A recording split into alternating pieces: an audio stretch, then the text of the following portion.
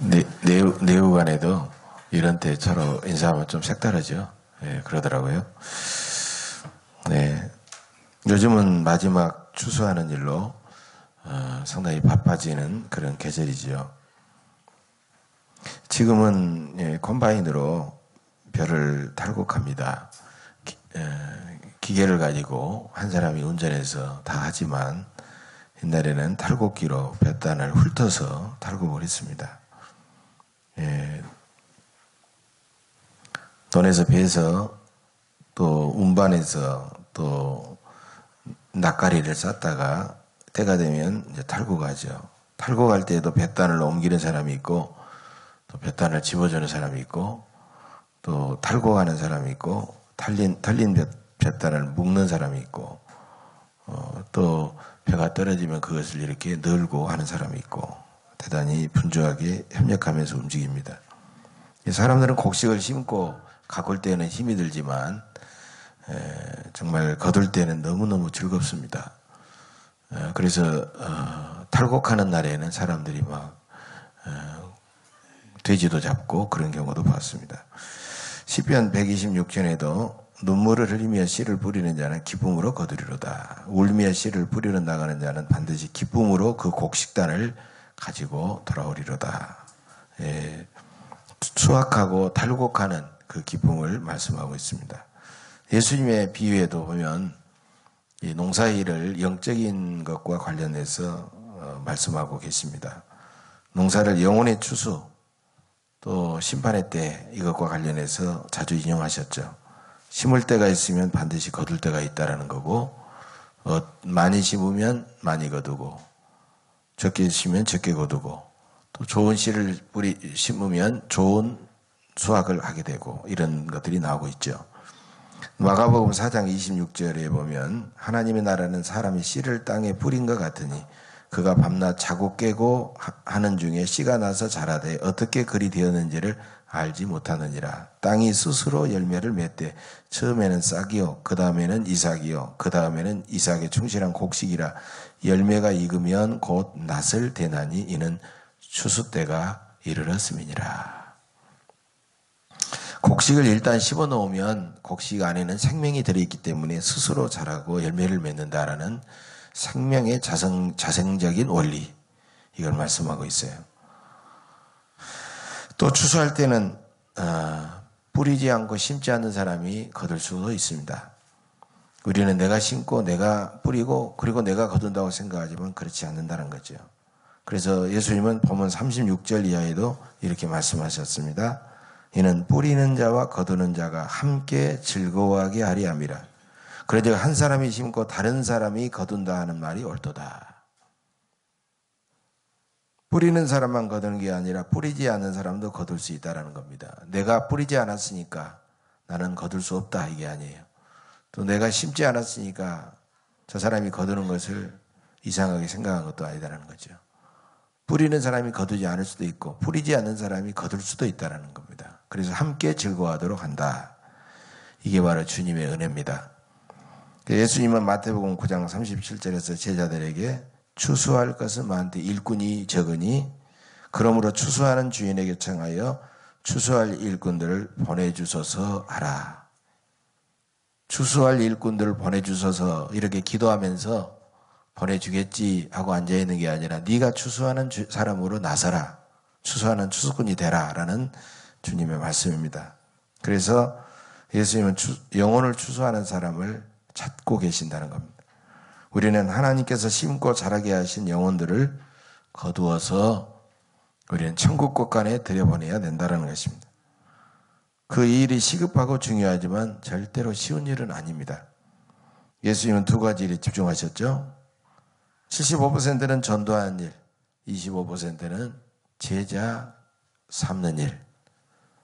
예수님의 대부분의 치유와 가르침과 복음 전파는 대부분 전도하는 일에 집중해 있고 천국 복음을 전하는 일에 집중해 있고 또 예수님의 설교 25%는 바로 제자들을 양육하고 기르는 일에 집중하고 있었다는 거죠. 공생의 3년을 전도와 제자를 기르는 일로 그렇게 말할 수 있습니다.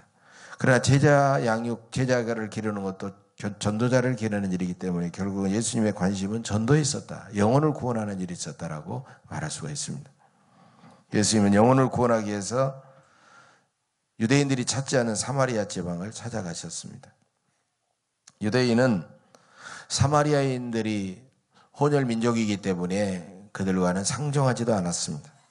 그러나 예수님은 유대 지방에서 갈릴리 지방을 가시다 보면 사마리아를 반드시 거쳐가도록 했는데 많은 사람들이 사마리아 지방을 거쳐가지 않고 이렇게 우회해서 다른 지역으로 가게 됩니다. 예수님이 일부러 사마리아를 지나가셨어요. 예수님은 사마리아 수가 동네 야곱의 우물에서 물을 기르러 온 한 여인을 만나셨습니다. 이 여인은 목이 말랐습니다. 여러분, 하나님은 목마른 사람을 찾으시죠. 우리가 추수할 대상은 바로 영적으로 목마른 사람이다라는 겁니다. 이 여인이 한낮 12시에 물을 기르러 나왔습니다. 보통 한낮 12시에는 너무 햇볕이 뜨겁기 때문에 사람들이 활동하지 않습니다. 집에서 시원한 나무끈을 밑에서 잠을 자다가 해가 넘어가기 시작하는 오후 5시경에 그들은 일어나서 활동하게 됩니다. 그런데 이 여인이 사람들이 활동하지 않는 대낮에 우물로 물을 기르러 나왔다고 하는 것은 이 여인은 남의 시야에 자기가 드러나지 않고 또 남에게 말 못할 비밀이 있었다는 것을 반증해 주고 있습니다. 예수님은 다짜고짜 이 여인에게 물을 달라고 말합니다. 그러나 여인은 깜짝 놀랍니다. 유대인이 그것도 대낮에 사마리아 여인에게 물을 달라고 하는 것을 이상하게 보았습니다. 두 사람은 우물물을 놓고 계속 대화를 하지만 동문서답만 이어집니다. 예수님은 느닷없이 가서 내 남편을 불러오라고 말씀하고 있습니다. 이 여인은 예수님의 말씀에 큰 충격을 받게 됩니다. 이 여인이 남편은 5이나 있었고 지금의 남편도 사실 자기 남편이 아니었던 것입니다.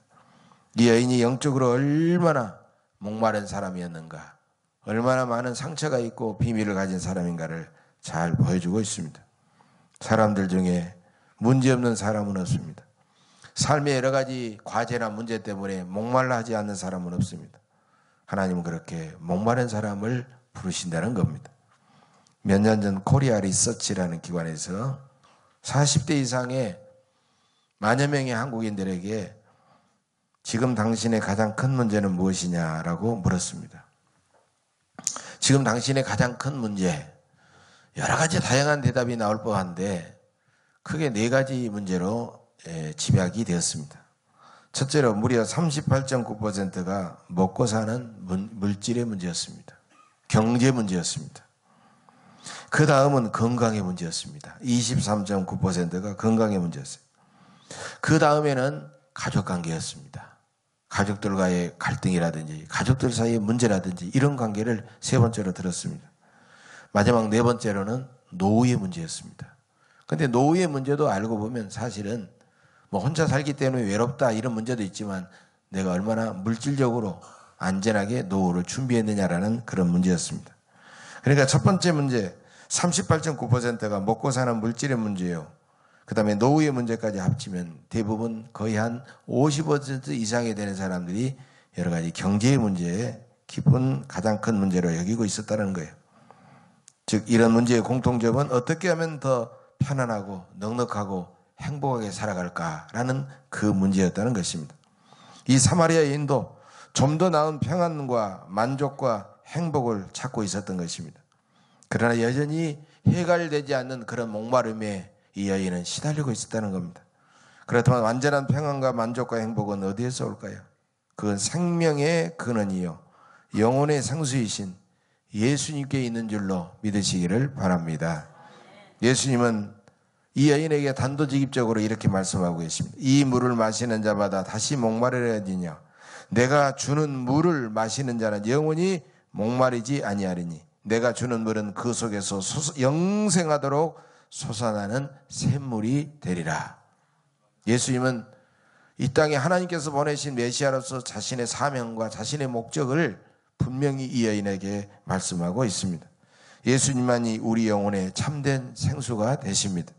우리가 영혼을 추수하려면 그 이웃을 영혼의 생수이신 예수님께 데려오고 예수님을 만나게 하고 예수님을 영접하게 해야 될 줄로 믿습니다. 그러면 그렇게 하려면 이웃의 영혼이 무엇에 목말라 있는가를 우리는 먼저 살펴봐야 됩니다. 어떤 사람은 돈에 목말라 있습니다. 어떤 사람은 성공에 목말라 있습니다. 어떤 사람은 세상의 명예에 목말라 있습니다. 어떤 사람은 자식들에 아주 목말라 있습니다. 어떤 사람은 지식과 정욕과 또 세상의 어떤 취미에 막 목말라서 그냥 매달리고 살아가는 사람도 있습니다. 바로 그런 사람이 잘 익은 곡식들이라는 겁니다. 어떤 것에 목말라 하든지 거기에 매여 있고 목말라 하는 사람이 잘 익은 곡식이며 우리가 추수할 영혼들이라는 것입니다. 남들이 보기에는 살림도 넉넉하고 성공하고 상당히 모든 문제가 없어 보이지만 사실 깊이 대화하고 들여다보면 상처가 없는 사람이 없고 어떤 문제 때문에 목말라하지 않는 사람이 없다는 것을 우리는 기억해야 됩니다. 목마르면은 크게 두 가지가 있습니다. 그것은 죄책감과 무기력함입니다. 죄책감과 무기력함. 이 아이는 먼저 죄책감이 있었습니다. 남편을 데려오라는 말에 이 아이는 평소에 이렇게 질문하거나 요구한 사람이 없었는데 그 애는 정신이 번쩍 들었습니다. 남편을 다섯이나 둘 만큼 비정상적으로 살아온지라 그는 남에게 감추면 될 것 같았었는데 남편을 데려오라고 자기의 아픔과 상처를 일시 건드린 예수님 앞에 그는 비로소 나를 돌아보고 자기 죄를 보기 시작합니다. 내가 얼마나 이기적으로 살았는지, 내가 얼마나 정욕적으로 살아왔는지를 그는 깨달았습니다. 하나님 앞에 서면 비로소 진리의 생명의 빛이신 하나님 앞에 내 죄가 드러납니다. 사람은 하나님 앞에 나와서 자신이 얼마나 흉악한 죄인인가를 깨달아야 됩니다. 그러므로 하나님이 없는 마음이 죄요, 내가 하나님 없이도 살아갈 수 있다고 하는 교만이 바로 죄라는 것입니다. 여러분, 누가복음 15장에 나오는 탕자의 비유를 보면 아버지의 많은 재산을 낭비한 것을 죄라고 생각한 것 같았지만 이미 아버지를 떠나버린 것이 죄라는 것을 알 수가 있습니다. 죄의 근원은 뭡니까? 하나님 아버지를 떠나 아버지 없이 홀로 살아도 돼, 홀로 살아갈 자신이 있어, 홀로 살아간다고 생각하는 것이 죄라는 겁니다. 탕자가 아버지를 떠나자 잠시 잠깐은 좋았을지 몰라도 먹고 사는 문제에 그는 시달립니다. 심지어 돼지치는 쥐염 열매를 먹을 수밖에 없는 처지가 되어버립니다. 그의 평안과 행복과 삶에는 심각한 문제가 생겼습니다. 그러므로 우리는 하나님 안에서만 참된 만족과 기쁨을 누린다는 사실을 기억하시기를 간절히 바랍니다. 탕자는 기쁨의 근원을 떠났으니 행복할 수 없었고 하나님께 돌아오기 전에는 누구도 죄책감을 가지고 살아갈 수밖에 없다는 것을 우리에게 보여주고 있는 것입니다. 이런 죄책감은 불안과 두려움을 낳게 되고 결국 영혼에 많은 상처를 입고 목마름에 시달리고 결국은 육신의 질병과도 질병을 낳게 되어버린다는 사실입니다. 여러분은 신앙으로 살면서도 믿음으로 살면서도 어느 순간 내 안에 하나님이 없다라고 외로움과 영혼의 갈증을 느껴보신 적이 있습니까? 그런데 자기 안에 하나님이 없다고 느끼는 사람은 그만큼 하나님을 갈급해하는 사람이요, 오히려 역설적이게도 그 사람은 하나님 안에 서 있는, 하나님 앞에 서 있는 사람이라는 겁니다. 우리는 하나님께 어떤 죄책감도 더 이상 가질 필요가 없습니다. 우리는 십자가의 보혈로 용서받은 하나님의 자녀들이기 때문입니다. 죄책감으로 떨기보다 우리는 용서받은 감사함이 충만해야 됩니다. 감사신앙이 충만하면 하나님께 죄책감을 느끼기보다도 내가 하나님 앞에 구원받았는데 우리는 하나님 앞에 죄책감이 아니라 우리는 미안함을 느끼게 된다는 것입니다. 우리는 하나님 앞에 죄 용서받고 거룩한 하나님의 자녀가 되었지만은 우리가 하나님 앞에 충성하지 못하고 오히려 연약해서 자주 넘어지기 때문에 우리는 하나님 미안합니다라고 미안함을 느껴야 됩니다. 하나님께서 참으로 기뻐하시는 사람은 내 힘과 내 의지로 내 의로 당당하게 살아가는 사람이 아니라 자기의 부족함을 느끼고 그래서 죄가 없다고 생각하는 사람이 아니라 죄 때문에 내가 너무 하나님 앞에 미안하고 내 죄를 계속해서 느끼고 아파하는 사람이 바로 하나님이 기뻐하는 사람입니다. 베네딕트 그로셀이라는 사람은 성인의 반열에 오는 사람은 우리보다 조금 더 자주 죄악을 아파하고 회개하는 사람이다라는 유명한 말을 했습니다. 똑같은 죄인입니다. 그러나 보통 사람들은 자기 죄를 별로 느끼지 않고 덜 아파하는 그런 죄인들이지만, 성인의 반열에 오른 사람들은 자기 죄를 늘 들여다보고 자기 죄를 더 느끼고 자기 죄를 아파하는 사람이 바로 성인의 반열에 오른 사람들이라는 겁니다. 유명한 에릭 시걸이 쓴 로맨스 소설이 있죠. 러브 스토리. 러브 스토리를 보면 아주 유명한 말이 나오고 있습니다. 사랑은 미안하다고 말하는 것이 아니다. 이런 내용입니다. Love means not to say sorry 이라는 말입니다. 사랑은 미안하다고 말하는 것이 아니다. Love means not to say sorry. 거리감 없는 친밀함. 서로를 너무 사랑하기 때문에 미안하다고 말하는 것마저도 좀 거리감 있게 보여지는 그런 상황에서 이런 말은 얼마든지 할 수가 있겠지만, 그러나 진실하게 살아가는 사람은 진실하기 때문에, 사랑하기 때문에, 그 사랑의 대상을 더 뜨겁게 사랑하지 못하기 때문에, 내가 주는 사랑이 늘 부족하다고 느끼기 때문에 늘 상대방에 대해서 미안해라고 말하게 되는 것이죠. 평생 부모를 주고, 부모는 평생 자녀를 사랑하고 자녀에게 다 내주고 자녀에게 다 퍼주고 자녀를 그렇게 사랑하다가 마지막에 눈을 감을 때 얘들아 미안하다 하고 부모는 눈을 감을 수밖에 없습니다. 그게 바로 정상적인 부모입니다. 사랑하는 마음이 커질수록 상대방의 사랑을 크게 느끼고 미안함을 느끼게 되는 것이죠. 어떤 목사님이 중병에 걸려가지고 치료를 했지만 병에서 회복되지 못하고 마지막 세상을 떠나게 됐습니다. 교인들을 불러서 직접 이야기할 용기도 나지 않고 자기 아내의 사모님한테 녹음기에다가 녹음을 하라고 그렇게 말합니다. 이렇게 녹음 음성을 남겼습니다. 교인 여러분 미안합니다. 목사로서 여러분을 걱정하게 했으니 목사가 여러분 앞에 할 일이 아닙니다. 여러분의 마음을 너무 아프게 해서 미안합니다. 저를 용서해 주세요. 내 죄가 너무 큽니다. 그 목사님은 당신의 죽음이 사랑하는 교인들의 마음을 너무너무 아프게 한 것이 너무 죄송하고 너무 미안해서 그렇게 미안하다라고 하는 말을 남긴 겁니다. 그렇게 성도들을 사랑했는데 성도들에게 상처를 주고 슬픔을 준 것이 너무 미안해서 그렇게 한 거죠. 여러분, 사랑하면 사랑할수록 상대방에게 미안한 겁니다. 진실로 아내를 사랑하는 남편은 아내에게 그렇게 잘해주려고 애를 쓰지만 늘 미안한 마음뿐입니다. 진실로 남편을 사랑하는 아내는 남편을 존경하고 남편을 사랑하지만 더 잘해주지 못해서 늘 미안한 마음뿐입니다. 우리도 신앙이 깊어갈수록 하나님은 나를 그렇게 사랑하셨는데, 하나님은 나를 위하여 십자가에 달리셔서 죽으셨는데 나는 하나님 뜻대로 못 살고 하나님의 그 엄청나고 놀라운 은혜를 다 갚지 못해서 그저 하나님 앞에 기도할 때마다 하나님을 생각할 때마다 너무너무 미안한 마음뿐이죠. 영혼을 추수한다는 것은 뭡니까? 영혼을 추수한다는 것은 무감각한 마음으로 찾아가서 누구를 복음 전해서 데려오고 실적 올리고 이게 아닙니다. 하나님께 죄책감을 느끼는 사람, 나도 한동안 그런 죄책감을 느꼈노라고 그 사람의 그 죄책감을 복음으로써 벗겨주는 것입니다. 하나님을 몰라서 생긴 죄책감임을 깨닫게 해주는 겁니다. 그러면 하나님 앞에 돌아오면 하나님은 얼마든지 당신의 죄를 다 용서하시고 받아주신다는 것을 깨닫게 해주는 것입니다. 죄책감이 불안으로 가지 않도록, 죄책감으로 인하여 미움으로 가지 않도록, 죄책감 때문에 불행해지지 않도록 내가 가서 위로하고 그 복음을 전하고 도와주는 것입니다.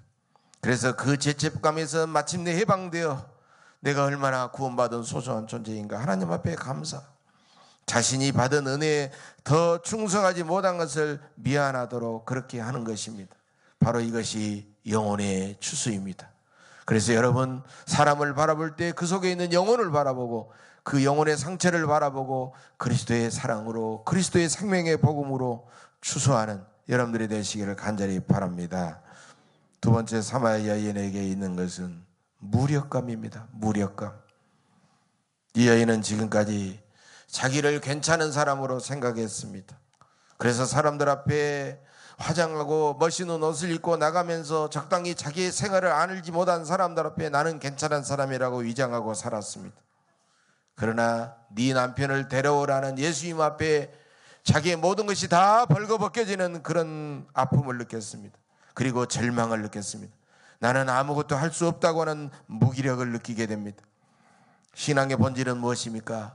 신앙의 본질은 나 홀로 아무것도 할 수 없다고 하는 무기력감에서 출발하는 것입니다. 나는 하나님이 없다면 아무것도 할 수 없습니다. 나는 하나님이 도와주시지 않으면 나는 아무것도 할 수 없습니다. 이것이 신앙생활의 출발입니다.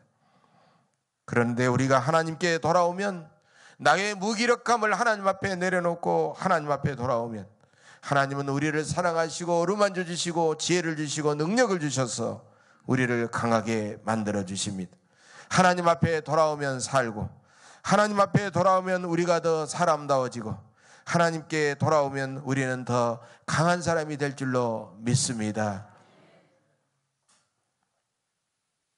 몇 년 전에 한국을 방문했던 조엘 소넨버그라는 사람이 있습니다.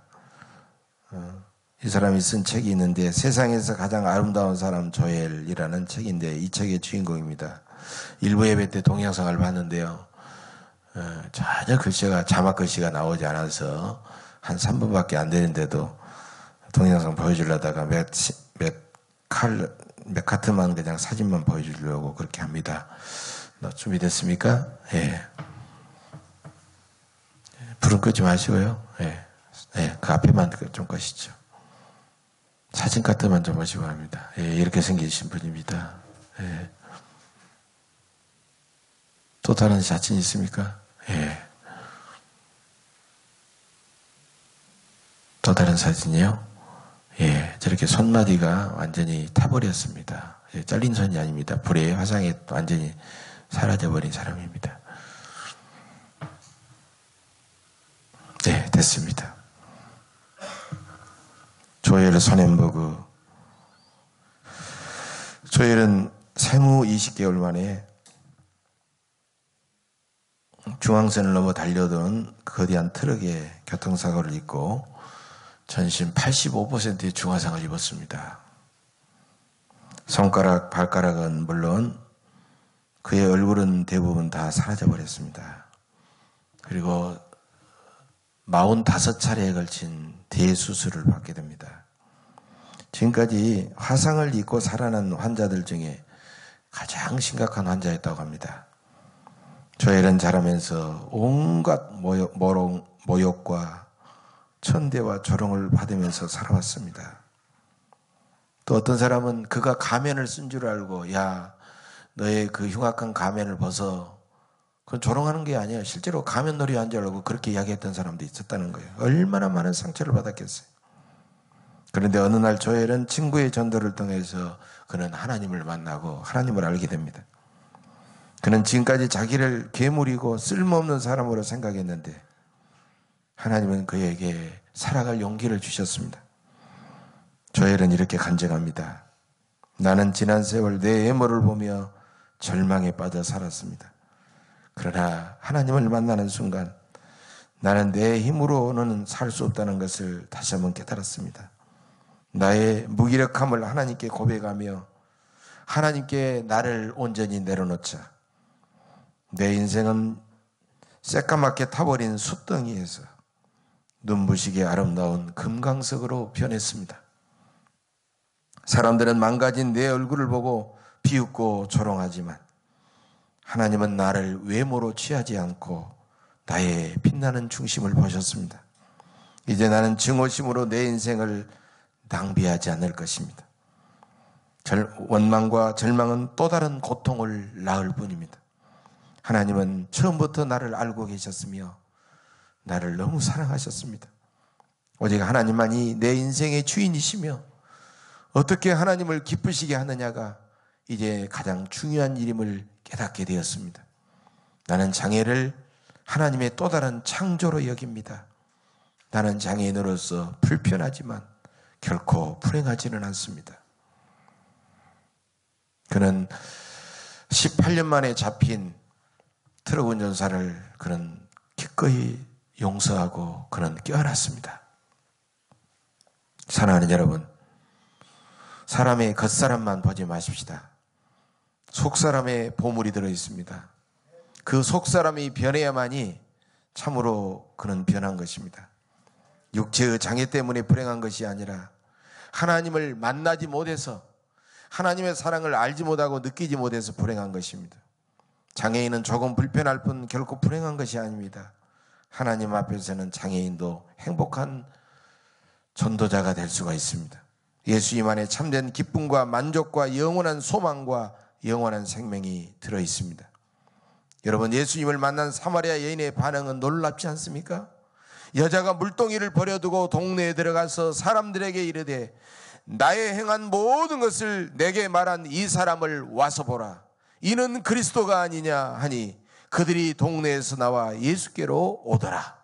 여러분, 상처투성이 사마리아 여인은 그리스도의 사랑을 알고 그는 새롭게 변화되고 감격하면서 예수 그리스도를 전하는 사람이 되었다는 것입니다. 그의 영혼은 죄로하게 눌려 있었지만은 예수님으로 인하여 온전한 자유를 얻었고, 그는 실패로 움츠렸지만 그는 삶의 용기를 얻었으며, 무기력했었지만 놀라운 하나님의 능력을 소유하게 되었던 것입니다. 사랑하는 여러분, 누구든지 예수님께로 온전히 돌아오면 이렇게 변화될 수가 있습니다. 11월은 하나님께서 예비하신 영혼들을 추수하는 절기입니다. 지금도 삶의 온갖 문제와 열등감과 상처와 죄의식에 사로잡힌 사람들이 우리 주변에 널려 있습니다. 너희 눈을 들어 밭을 보라. 희어져 추수하게 되었도다. 추수할 영혼들이 널려있는 영혼의 밭을 영혼의 눈으로 바라보시기를 간절히 바랍니다. 우리의 예수님의 구원을 간절히 기다리는 영혼들은 바로 우리들이 나아가서 달려가서 추수해야 됩니다. 하나님께서 다 예비해 놓으신 영혼들입니다. 그래서 주님의 은혜요, 그래서 우리는 믿음과 사랑과 용기로 그들에게 다가갈 수가 있다는 것입니다. 영혼의 추수꾼의 사명을 가진 여러분들 위해 우리 주님이 주시는 놀라운 위로와 지혜와 능력이 함께 하시기를 주의 이름으로 간절히 축복합니다. 기도하겠습니다. 걸어가시고 은혜로우신 하나님 아버지, 마지막 추수의 계절에 우리를 영혼의 추수꾼으로 불러주셔서 감사합니다. 저 사마리아 여인처럼 겉모양은 멀쩡해도 하나님을 몰라서 인생의 온갖 목마름으로 고통받는 영혼들이 우리 주변에 너무나도 많습니다. 우리가 그 이웃의 영혼을 주님의 눈빛으로 바라보게 하옵소서. 문제 많은 사마리아 여인이 변화되어 주님의 사랑을 알고 감격하며 주님을 전하는 전도자가 되었듯이 부족하고 허물 많은 우리도 참으로 그 주님의 사랑을 알고 능력 있고 용기 있는 영혼의 추수꾼들이 되게 하여 주시옵소서. 그래서 우리 예원교회가 영혼의 추수꾼들로 가득 차고 넘치게 하옵소서. 우리 주 예수 그리스도의 이름으로 간절히 기도하옵나이다. 아멘.